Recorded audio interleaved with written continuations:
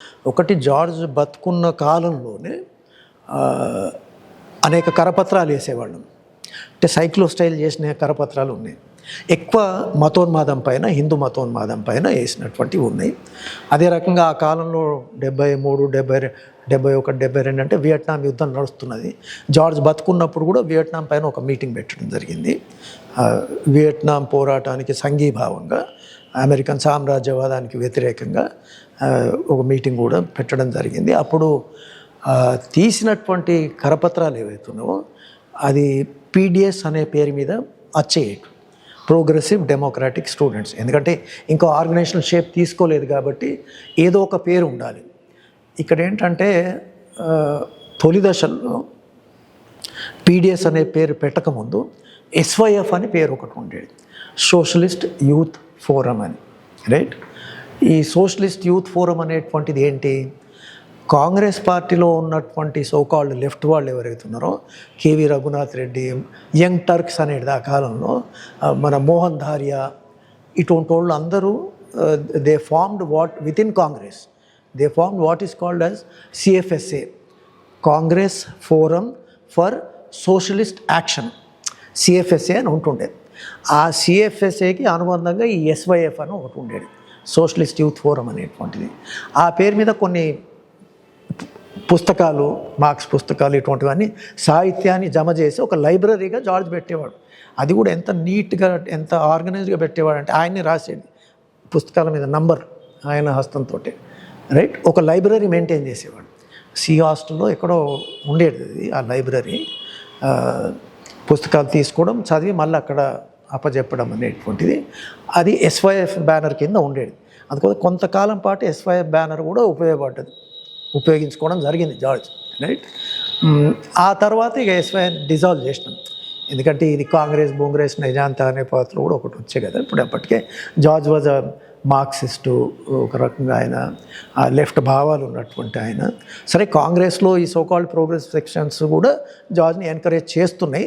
ఒక రకంగా అది తోడ్పడ్డది కూడా, వీళ్ళకి వ్యతిరేకంగా ఫైట్ చేయడం అనేటువంటిది కూడా తోడ్పడ్డది. ఆ మేరకు జార్జ్కి లింక్స్ కూడా ఉన్నాయి కాబట్టే కొంతమంది కాంగ్రెస్ వాళ్ళు ఈయన మావోడు అనేటువంటి పద్ధతిలో క్లెయిమ్ చేసుకున్నటువంటి సందర్భాలు కూడా ఉన్నాయనుకో. సరే, చాలా చర్చ జరుగుతుంది అప్పుడప్పుడు మా ఫ్రెండ్స్ మధ్యలో కూడా, అని ఆయన కాంగ్రెసే కావచ్చు కదా అని ఈ టైపు కూడా జరిగేటివి ఉండేలే. కానీ బట్ ఆయన George made it very clear, ఆయన పొలిటికల్ ఒపీనియన్స్ ఏంటనేటువంటిది ఆయన బతుకున్న కాలంలోనే క్లియర్ చేశాడు, రైట్. ఒకటి ఏంటంటే ఏ పార్టీలో జాయిన్ కాలే, ఇంకా బతుకుంటూ జాయిన్ అయ్యేటోడేమో చెప్పలేనులే. కానీ ఆయనకున్న సిద్ధాంతం మార్క్సిస్ట్ సిద్ధాంతం, అన్డౌటెడ్లీ మార్క్సిస్ట్. లేకపోతే ఆయన లెనిన్ పుస్తకం మమ్మల్ని ఎందుకు చదవమంటాడు మాకేం చెప్తాను, రైట్. సో ఈ was a Marxist Leninist, number 1. అది లెట్ అస్ బి క్లియర్ ఐడియాలజికల్గా. రెండోది ఏంటంటే పొలిటికల్గా ఏంటి మళ్ళీ అంటే, ఒకటి ఆయన పైన ఆనాడు ఉన్నటువంటి ఒక ప్రపంచవ్యాప్త వాతావరణం ఏదైతే ఉందో అది అందరిపైన పెద్ద ఎత్తున ప్రభావితం చేసింది, జార్జ్ పైన కూడా ప్రభావితం చేసింది. ఏంటి ఆ ప్రభావం చేయడం అంటే, వియట్నాం యుద్ధం ప్రభావం చేసిండొచ్చు, సౌత్ ఆఫ్రికాలో జరుగుతున్నటువంటి స్ట్రగుల్స్ అనేకం ప్రభావం చేసినాయి, లాటిన్ అమెరికన్ కంట్రీస్లో జరుగుతున్నటువంటి అమెరికాకి వ్యతిరేకంగా జరిగిన ఉద్యమాలు ప్రభావం చేసినాయి. అన్నిటికంటే ముఖ్యం ఫ్రెంచ్ విద్యార్థుల తిరుగుబాటు కావచ్చు. అండ్ ఆ కాలంలో ఉండేటువంటి ఒక సింబల్, ఒక ఐకన్, చే గువేరా అనేటువంటి పర్సనాలిటీ, ఇది కూడా జార్జ్ పైన పెద్ద ఎత్తున ప్రభావం చేసి, రైట్. సో ఒక రకంగా చెప్పాలంటే జార్జ్ కొంత చే గువేరా పుస్తకాలని చదవడము, గెరిల్లా వార్ఫేర్ చే గువేరా రాసిండు, దాన్ని అధ్యయనం చేయడము. ఇంకా మేము కూడా ఆ కాలంలో వెన్సిరిమోస్ అని ఒక పుస్తకం పట్టుకొని తిరిగేటోళ్ళం, ఒక ఫ్యాషన్గానే. మాకు ఎంత చదివినా చదవకపోయినా పోరగాళ్ళు అందరం అట్లా పట్టుకొని తిరిగేటోళ్ళం, రైట్. సో చే వాజ్ ది ఇన్ఫ్లుయెన్సర్. ఒక రకంగా జార్జ్ పైన పెద్ద ఎత్తున ఇన్ఫ్లుయెన్స్ చేసింది చే గువేరా అని చెప్పుకోవచ్చు, మనం ఖచ్చితంగా చెప్పుకోవచ్చు. But at the same time ఆయనకు ఇక్కడున్న రాజకీయ వాతావరణం ఏదైతే ఉన్నదో, ఈ రాష్ట్రంలో ఉన్న రాజకీయ వాతావరణం కూడా ఒకటి ఉన్నది. ఏంటి, ఒక పక్క నీకు ఆడ శ్రీకాకుళ ఉద్యమం నడిచింది, రైతాంగ ఉద్యమం నడిచింది, దానికంటే ముందు నక్సల్బరీ ఉద్యమం నడిచింది. రెండోది తెలంగాణలో ఇప్పుడు ఈ అడవి ప్రాంతంలో జరుగుతున్నటువంటి కొన్ని ఉన్నవే, అప్పటికే కొన్ని ML పార్టీ ఏర్పడున్నది కదా, APR CP అనేటువంటిది, నాగిరెడ్డి, CP రెడ్డి, వీళ్ళ నాయకత్వాన్ని ఏర్పడ్డటువంటి ఏపీఆర్సీపీ ఉండే. అయితే అది సరే దురదృష్టవశాత్తు అప్పుడే చీలిపోయింది అనుకోండి. మేము క్యాంపస్లో 71 నాటికి ఎంటర్ అయ్యే కల్లా కొంతమంది ఎవరైతే సిపిఎం నుంచి ఫిల్టర్ అయ్యి వచ్చి ఎంఎల్ రాజకీయాల్లో ఉన్నారో రైట్, వాళ్ళు ఇక మమ్మల్ని మొబిలైజ్ చేయడానికి మాట్లాడేటోళ్ళు. ఇగో టిఎన్ డివిరావు గ్రూప్ రాజకీయాలు ఇవి అవి అట్ట ఆ వైపు సమీకరించే ప్రయత్నం చేసేటోళ్ళు. ఇంకో పక్క CP Reddy group right, CP Reddy గ్రూప్కే ఎక్కువ మద్దతు దొరికింది అక్కడ. ఈ మొత్తం విద్యార్థుల సమూహంలో సిపి రెడ్డి గ్రూప్కే ఎక్కువ మద్దతు దొరికింది. కారణాలు ఏమన్నా కావచ్చు, కానీ ఒక కారణం ఆయన లోపల ఉన్నాడు, దెబ్బకేసుకున్నాడు, కూర్చున్నాడు, నడిపిస్తున్నాడు అని ఆయన అనేది కూడా ఉండవచ్చు, వేరే విషయంలో. కానీ అంటే ఒక రకంగా కొంతమంది ఏంటంటే అప్పటికే విద్యార్థి యుద్ధంలో నాయకులు ఫిల్టరే వచ్చిన వాళ్ళు, అంటే అప్పటికే వామపక్ష రాజకీయాల్లో ఉండి ఫిల్టరే ఎమ్మెల్యే వైపు వచ్చి. మా తరం వాళ్ళ మాట కాదు, ఇక్కడనే ఇంట్రొడ్యూస్ అయినాం డైరెక్ట్. సిపిఐ సిపిఎం లేదా ఏఎస్ఎఫ్ ఎస్ఎఫ్ఐ నుంచి ఇట్లా రాలే రైట్, నేను డైరెక్ట్గా వచ్చిన రైట్. సో ఆ డిబేట్లలో మేము పాల్గొనలేదు బ్లైండ్గా. ఎస్ అందరు గ్యావునే ఆయనే పట్టుకున్నాడు, చలో అదే అనే పద్ధతిలో మేము. అయితే జార్జ్ ఉన్నప్పుడు మాత్రము ఒకటి ఏంటంటే ఆయనకి ఇంటరాక్షన్ ఉండేది. ఎవరితో ఇంటరాక్షన్ ఉండేది? ఏపీఆర్సీపీ పార్టీ సిపి పార్టీ ఏదైతే ఉందో నీలం రామచంద్రయ్య గారితో డైరెక్ట్ ఇంటరాక్షన్ ఉండేది. ఆయనతో ఆ నీలం రామచంద్రయ్య గారితో డైరెక్ట్ ఇంటరాక్షన్ ఉండేది. ఒక 2-3 దఫాలు ఆయన ఇంకా కొంతమంది పోయి కలిసిన సందర్భాలు కూడా ఉన్నాయి.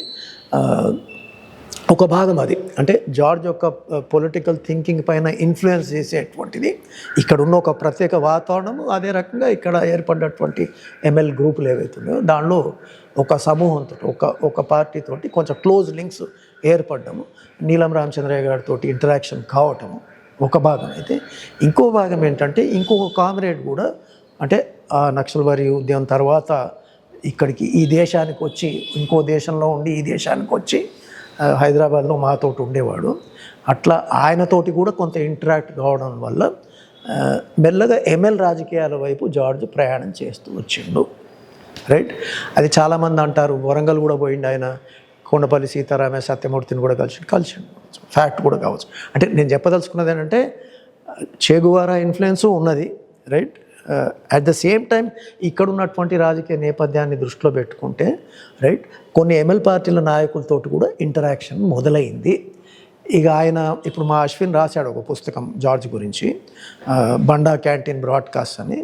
దాంట్లో ఆయన ఇప్పుడు ఆయన ఏమున్నా కూడా రాసింది ఫ్యాక్చువల్గానే రాశాడు. అది కూడా చూడండి, మీకు కొంత మెటీరియల్ కావాలంటే అది కూడా మీరు చూడవచ్చు.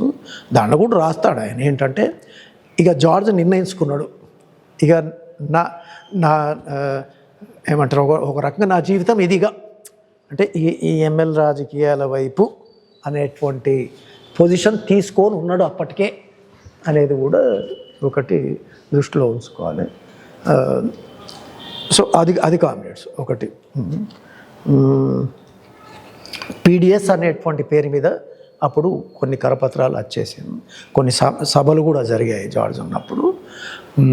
ఇక చనిపోయిన తర్వాత ఇక్కడ హైదరాబాద్ నగరంలో ఉన్నటువంటి వాతావరణం ఒకటి మనం దృష్టిలో పెట్టుకోవాల్సింది ఏంటంటే అప్పటికే ఒక సంస్థ ఉండి లేదా ఈ సంస్థ వెనక ఒక రాజకీయ నిర్మాణం ఉండి ఒక డైరెక్షన్ ఇచ్చుంటే అది వేరే టైప్ ఉండేది.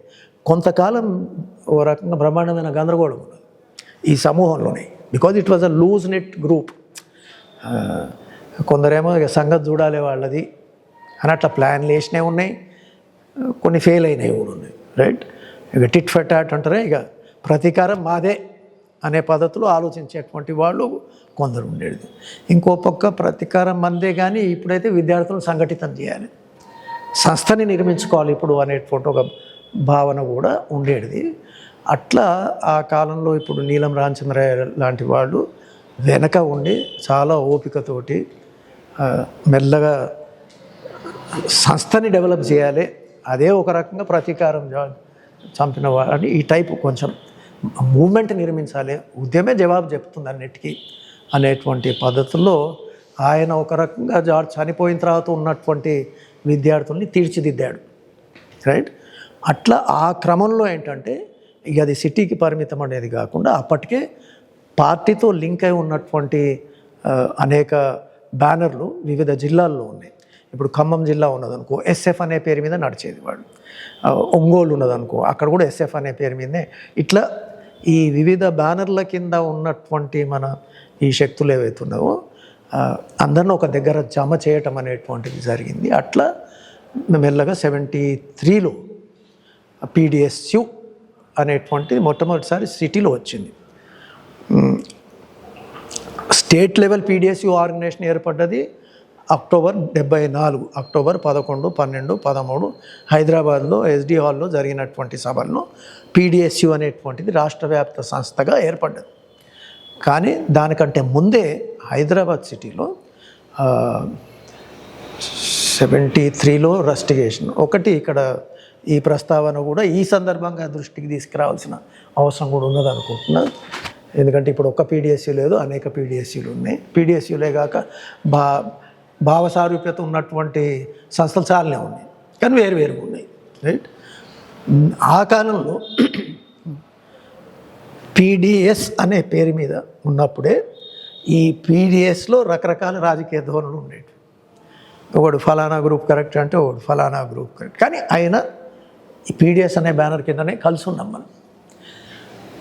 ఇక్కడ సిటీలో మొట్టమొదటిసారి మహాసభ జరిగినప్పుడు కూడా అట్లా అన్ని ధోరణులు కలిసే ఉన్నాయి. అయితే జస్ట్ దానికంటే ముందు 73 డిసెంబర్ అనుకుంటా నేను, అప్పుడు అధిక ధరల పైన దేనిపైన డిసెంబర్ కాదు ఫిబ్రవరి అనుకుంటా, 74 ఫిబ్రవరి. ఆ ఫిబ్రవరి యాంటీ ప్రైస్ రైజ్ యాజిటేషన్ జరుగుతున్నప్పుడు అప్పుడు జంపాల్నే PDSU నాయకుడిగా ముందుకు వచ్చాడు మెయిన్గా. ఆ సందర్భంగా ఒక సెక్షన్ విడిపోయి DSO అని పెట్టుకున్నాం. ఒక రాజకీయ ధోరణి ఏదైతే కలిసే ఉన్నదో ఒకటే ఆ గొడుగు కింద వాళ్ళు వేరైపోయి DSO అనేటువంటిది వాళ్ళు ప్రకటించుకున్నారు. 73లో ఒక ఇన్సిడెంట్ జరిగింది, రస్టిగేషన్. మన PDSU నాయకులు ఇంజనీరింగ్ మధుసూదన్ రాజ్ యాదవ్, మైపాల్ రెడ్డి ఇటువంటిలో ఒక 11 మందిని రస్టిగేట్ చేశారు. అంటే ఇంద్రసేన్ రెడ్డి ఇప్పుడు ఎవరైతే బీజేపీ ఎమ్మెల్యేనో స్టాబింగ్ ఇన్సిడెంట్ ఏదో జరిగింది. ఆ సందర్భంగా యూనివర్సిటీ వాళ్ళు రస్టిగేట్ చేశారు. ఆ డిసెంబర్లో జరిగినటువంటి ఆ రస్టిగేషన్కి వ్యతిరేకంగా సిటీలో పెద్ద ఎత్తున మనం ఆందోళన నిర్మించాం. మొత్తం సిటీ కాలేజెస్లో అక్కడిక్కడ అంతా కొంచెం అది ఒక మాస్ మూమెంట్గానే తీసుకొని నడిపించినాము. అది సక్సెస్ కూడా అయింది. ఆఖరికి యూనివర్సిటీ అధికారులు ఆ రస్టిగేషన్ ఎత్తివేయాల్సిన పరిస్థితి ఏర్పడ్డది, రైట్. సో ఆ క్రమంలోనే 74 ఆ రస్టిగేషన్ ఉద్యమం అయింది. 74 ఏప్రిల్లో అనుకుంటా సిటీ PDSU అని పెట్టుకున్నాం. సిటీ PDS కాకుండా PDSU అని పెట్టి మొదటిసారి మహాసభ పెట్టుకున్నాం. ఈ సిటీ PDSUకి మొదటి president T. Prabhakar Rao, general secretary Sasikumar అని ఉంటుండే. ఇట్లా కొంతమంది ఓ కమిటీ వేసుకున్నాం. So that was the first time PDSU అనేటువంటిది ఓపెన్గా సిటీలో ప్రకటించుకున్నాం. కానీ ఈలోగా ఇక వెనుక ఉన్నటువంటి రాజకీయ నిర్మాణం కూడా మొత్తం స్టేట్ లెవెల్ ఆర్గనైజ్ చేయాలి కాబట్టి స్టేట్ కాన్ఫరెన్స్ కూడా అక్టోబర్లో అట్లా పెట్టుకోవాలనేటువంటి నిర్ణయం జరిగింది.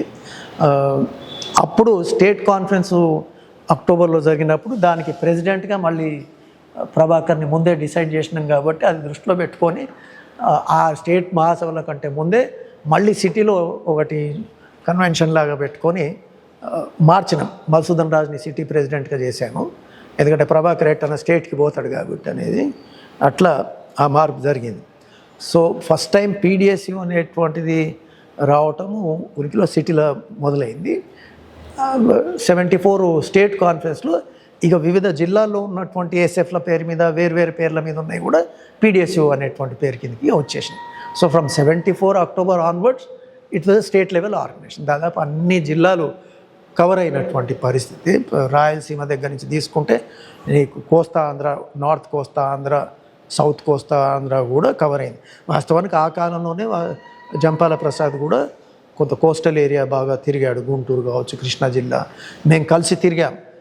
జంపాల ప్రసాద్, సిరిలు, నేను మేమంతా తిరుపతి యూనివర్సిటీలో పోయి మీటింగ్లు పెట్టాము, ఆంధ్ర యూనివర్సిటీలో పోయి మీటింగ్లు పెట్టాము. CV సుబ్బారావు ఉండేది అప్పుడు. సరే ఆయన RSU అనుకో, బట్ అప్పటికే ఇంకా PDSUలోనే ఉన్నారు. మొదటి మహాసభ SD హాల్లో అక్టోబర్ 11, 12, 13లో జరుగుతున్నటువంటి సభల్లో వాళ్ళు అందరూ ఉన్నారు. అంటే ఓ రకంగా రెండు రాజకీయ ధోరణులు ఉన్నటువంటి వాళ్ళు కూడా ఒక గోడ కింద ఉన్నారు. ఒక ధోరణి ముందే వెళ్ళిపోయింది, రైట్. సో అయితే అన్ఫార్చునేట్గా పీడిఎస్ ప్రణాళిక ఒకటి రాసింటి, అది కూడా మేము సిటీలోనే రాసాము కొంత, దానికి అటు ఇటు చేసి మొత్తానికి ఆ పీడిఎస్ ప్రణాళిక పైన మొదటి మహాసభలో చర్చ జరగాలి. వాస్తవానికి ఒక మీనింగ్ఫుల్ చర్చ జరగాల్సిండేలే, కానీ ఆ చర్చ అంతా ఒక పొలిటికల్ చర్చకి వెళ్ళిపోయింది. ఒకరు వచ్చి అసలు ఈ పీడిఎస్ మేనిఫెస్టోలో ఎన్నికల బహిష్కరణ పిలిపియాలని ఒకడు అంటాడు. అరే ఇది విద్యార్థి సంఘం, ఈ విద్యార్థి సంఘానికి సంబంధం ఏంటి అసలు అది అని అంటే ఇక అది ఆ వేదిక ఏదైతే విద్యార్థి సంఘానికి సంబంధించిన వేదికగా ఉండాలో అట్లా కాకుండా అది ఒక రకంగా ఒక రాజకీయ నిర్మాణానికి సంబంధించిన వేదికగా చర్చ మొదలైంది. అట్లా మోర్ దాన్ స్టూడెంట్ ఆర్గనైజేషన్ కంటే అట్ట మొదలై ఇక వాళ్ళు ఒక సెక్షన్ వచ్చిన ఒక 2000 మంది దాకా ఉంటారు, ఒక 500 మంది అప్పటికే ప్లాన్ చేసుకున్నట్టున్నది. ఎస్డి హాల్ పక్కకే ఇంకొక హాల్ ఉన్నది, బుక్ చేసుకున్నారు ముందే. అక్కడ వాళ్ళ తొలి మహాసభలో ఆర్ఎస్యు అని వాళ్ళు పెట్టుకున్నారు. సో అదొక చీలిక ఫైనల్ అయిపోయింది. మొదటి మహాసభలు ఏదైతే మొత్తం స్టేట్ లెవెల్లో ఉన్న వివిధ పేర్ల మీద ఉన్నటువంటి సంఘాన్ని కొంత కన్సాలిడేట్ చేసుకోవాలనుకున్నామో దాంట్లో ఒక చీలిక జరిగింది, రైట్. సో అది అన్ఫార్చునేట్. ఒక విద్యార్థి సంఘంలో ఉండగలిగేటువంటి పరిస్థితి ఉండేది, కానీ అట్లా కాకుండా వేరుపడ్డటువంటిది కూడా ఉన్నది అది. So that is one part.